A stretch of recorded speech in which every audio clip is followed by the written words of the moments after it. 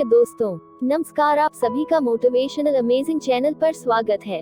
आज हम आपके लिए लाए हैं भारत कोकिला सरोजिनी नायडू जी के जीवन से जुड़ी कुछ विशेष घटनाओं के बारे में।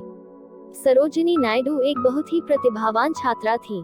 उन्हें इंग्लिश, बंगला, उर्दू, तेलुगु और फारसी भाषा का अच्छा ज्ञान था। 1895 में हैदराबाद के निजाम ने उन्हें वजीफे पर इंग्लैंड भेजा। सिर्फ 13 वर्ष की उम्र में उन्होंने 1300 पंक्तियों की कविता द लेडी ऑफ लेक लिखी थी। फारसी भाषा में एक नाटक मेहर मुनीर लिखा। The bird of time, the broken wing, Nilambuj, traveller's song उनकी प्रकाशित पुस्तकें हैं। वे अपनी शिक्षा पूरी नहीं कर सकी, परंतु अंग्रेजी भाषा में काव्य सृजन में वे प्रतिभावान रहीं। गीतिकाव्य की शैली में नायडू ने काव्य सृजन किया और 1905, 1912 और 1917 में उनकी कविताएं प्रकाशित हुईं। देश की राजनीति में कदम रखने से पहले सरोजिनी नायडू दक्षिण अफ्रीका में गांधी जी के साथ काम कर चुकी थी। गांधी जी वहां की जातीय सरकार के विरुद्ध संघर्ष कर रहे थे और सरोजिनी नायडू ने स्वयंसेवक के रूप में उन्हें सहयोग दिया था। भारत लौटने के बाद तुरंत ही वह राष्ट्रीय आंदोलन में सम्मिलित हो गई। शुरू से ही वह गांधी जी और भारतीय राष्ट्रीय कांग्रेस के प्रति वफादार रहीं। उन्होंने विद्यार्थी और युवाओं की सभाओं में कई भाषण दिए। वे गोपाल कृष्ण गोखले को अपना राजनीतिक पिता मानती थी।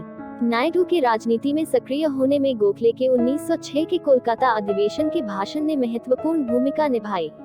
उनके विनोदी स्वभाव के कारण उन्हें गांधी जी के लघु दरबार में उनको विदूषक भी कहा जाता था। उन्होंने भारतीय समाज में फैली कुरीतियों के लिए भारतीय महिलाओं को जागृत किया। भारत की स्वतंत्रता के लिए विभिन्न आंदोलनों में सहयोग दिया। काफी समय तक वे कांग्रेस की प्रवक्ता रहीं। जलियांवाला बाग हत्याकांड से दुखी होकर उन्होंने 1908 में मिला हुआ कैसर-ए-हिंद सम्मान लौटा दिया था। सरोजिनी नायडू का स्वास्थ्य कभी अच्छा नहीं रहा, लेकिन उनका मनोबल दृढ़ था। युवावस्था में नहीं, बल्कि बड़ी उम्र होने पर भी वह जोश और उत्साह के साथ काम करती रही। 1919 के सविनय अवज्ञा आंदोलन में वे गांधी जी की विश्वसनीय सहायक थीं। होम रूल के मुद्दे को लेकर वे 1919 में इंग्लैंड गईं। 1922 में उन्होंने खादी पहनने का व्रत लिया। 1922 से 26 तक वे दक्षिण अफ्रीका में भारतीयों के समर्थन में आंदोलनरत रहीं और गांधी जी की प्रतिनिधि के रूप में 1928 में अमेरिका गईं। सन 1930 के प्रसिद्ध नमक सत्याग्रह में सरोजिनी नायडू गांधी जी के साथ चलने वाले स्वयंसेवकों में से एक थीं।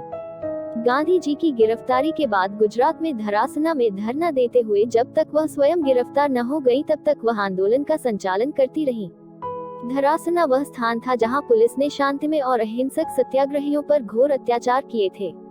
सरोजिनी नायडू ने उस परिस्थिति का बड़े साहस के साथ सामना किया और अपने बेजोड़ विनोदी स्वभाव से वातावरण को सजीव बनाए रखा। नमक सत्याग्रह खत्म कर दिया गया। गांधी इरविन समझौते पर गांधी जी और भारत के वायसराय लॉर्ड इरविन ने हस्ताक्षर किए। यह एक राजनीतिक समझौता था। बाद में गांधी जी को सन 1931 में लंदन में होने वाले दूसरे गोलमेज सम्मेलन में आने के लिए आमंत्रित किया गया। उसमें भारत की स्वशासन की मांग को ध्यान में रखते हुए संवैधानिक सुधारों पर चर्चा होने वाली थी। उस समय गांधी जी के साथ सम्मेलन में शामिल होने वाले अनेक लोगों में से सरोजिनी नायडू भी एक थी। सन 1935 के भारत सरकार के एक्ट ने भारत को कुछ संवैधानिक अधिकार प्रदान किए। लंबी बहस के बाद कांग्रेस देश की प्रांतीय विधानसभाओं में प्रवेश करने के लिए तैयार हो गई। उसने चुनाव लड़े और देश के अधिकतर प्रांतों में अपनी सरकारें बनाई, जिन्हें अंतरिम सरकारों का नाम दिया गया। वह भारतीय राष्ट्रीय कांग्रेस की दूसरी महिला प्रेसिडेंट तथा भारत की प्रथम महिला राज्यपाल उत्तर प्रदेश भी थी। आपने ये वीडियो यहाँ तक देखी है तो आप निश्चित ही जीवन में कुछ बड़ा करने वाले हैं। आप इसे जरूर लाइक करें। आपके एक लाइक से मुझे एक नया वीडियो बनाने का जोश मिलता है।